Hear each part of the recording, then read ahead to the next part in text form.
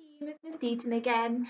I just got up to chapter 2 in Mr. Stink by David Walliams, and we had met Chloe already and Mr. Stink, and they had a really nice chat. And Chloe had offered him some money, and Mr. Stink had said, "No, thank you, you keep that because you're a young girl and you should enjoy and spend it on something nice." That's where we left off, so let's see what happens next. Chapter 2 is called Icy Silence. "Mother," said Annabel. Mother finished chewing her food completely, then swallowed it, before finally replying, "Yes, my darling child?" "Chloe just took one of her sausages off her plate and she hid it in her napkin." It was Saturday evening, and the Crumb family sat at the dining room table. They were missing Strictly Come Dancing, they were missing X Factor, as they ate their dinner instead. Mother had banned watching television and eating at the same time. She had decided that that was awfully common. Instead, the family had to sit in icy silence and eat their dinner staring at the walls. Or sometimes Mother would choose a subject for discussion. Normally, what she would do if she ran the country. That was her absolute favourite. Mother had given up running a beauty salon to stand for Parliament, and had no doubt in her mind that one day she was going to be the next Prime Minister. Mother had named their white Persian family cat Elizabeth, after the Queen, of course. She was obsessed with being posh. There was a downstairs loo that was kept locked for very important guests, as if a member of the royal family was going to swing by for a little chit-chat. There was a china tea set in the cupboard that was just for the best, and had never once been used. Mother even sprayed air freshener in the garden. Mother would never go out, and not even answer the door, unless she was immaculately groomed. With her beloved pearls around her neck, and her hair made stiff with enough hairspray to create its own hole in the ozone layer. She was so used to turning up her nose at everybody and everything that it was in danger of staying that way. Here is a picture of Mother. You might want to pause the video if you want a good look. Okay. My word, she looks posh, doesn't she? Unsurprisingly, Father, or Dad as he preferred to be called when Mother wasn't around, opted for a quiet life, and usually didn't speak unless he was spoken to. He was a big, powerful man, but his wife made him feel quite small inside. Dad was only 40, but he was already going bald and starting to stoop. He worked long hours at a car factory on the edge of town. "Did you hide a sausage in your napkin, Chloe?" demanded Mother. "You're always trying to get me into trouble," snapped Chloe. This was true. Annabel was 2 years younger than Chloe, and one of those children who adults think are perfect, but other children don't like, because they're snotty little goody-goodies.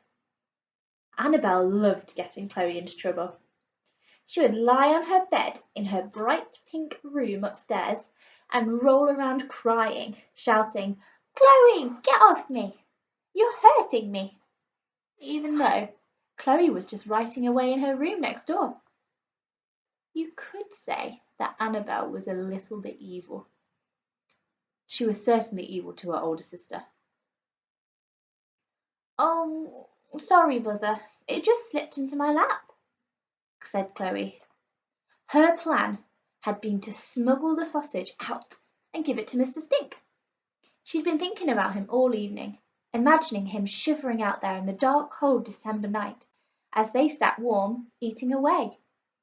"Well, Chloe, unroll it from your napkin and put it back on your plate," demanded Mother. "I'm so ashamed that we are even eating sausages for dinner.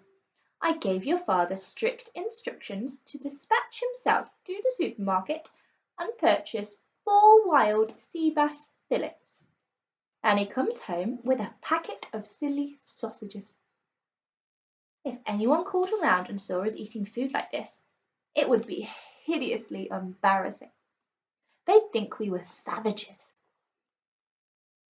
I'm sorry, darling, protested Dad. They're all out of wild sea bass fillets. He gave Chloe the tiniest wink as he said this, confirming her suspicion that he had deliberately disobeyed Mother's orders. Chloe smiled at him discreetly.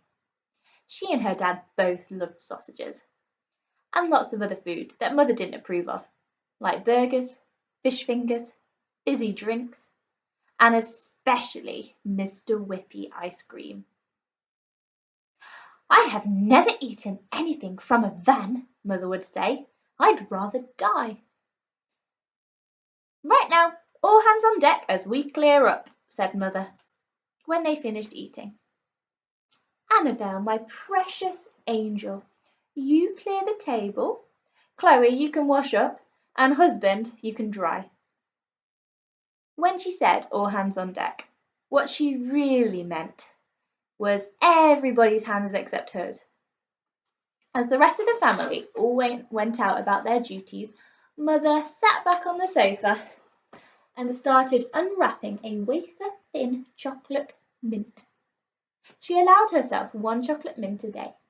She nibbled on it so frustratingly slowly that she made each one last for an hour. One of my Benedict's luxury chocolate mints has gone walkies again, she called out. Annabel shot Chloe an accusing look before returning to the dining room to collect some more plates. I bet it was you, she hissed. Be nice, Annabel, said Dad. Chloe felt guilty.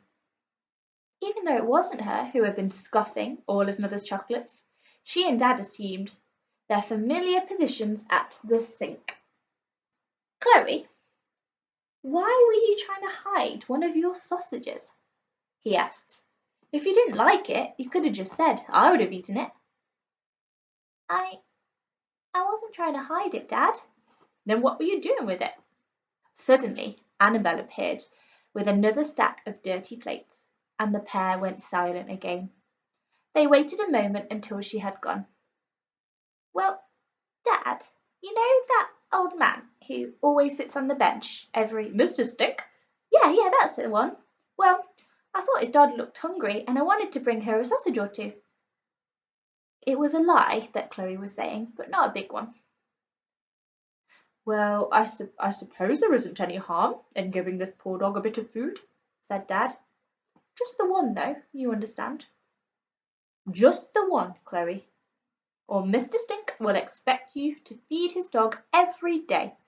Now, I hid another packet of sausages behind the creme fraiche, whatever that is. I'll cook them up for you before your mother gets up tomorrow, and you can give them. What are you two conspiring about?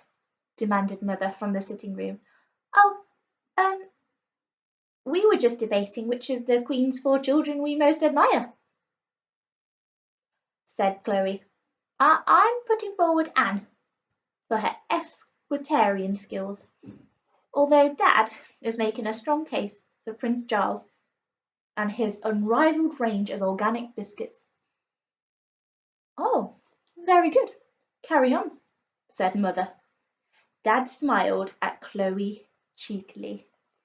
Oh, that's nice. It sounds like Chloe and Dad get along really well, doesn't it? So that's the end of chapter 2. I cannot wait to read on with you again soon. Take care and stay safe.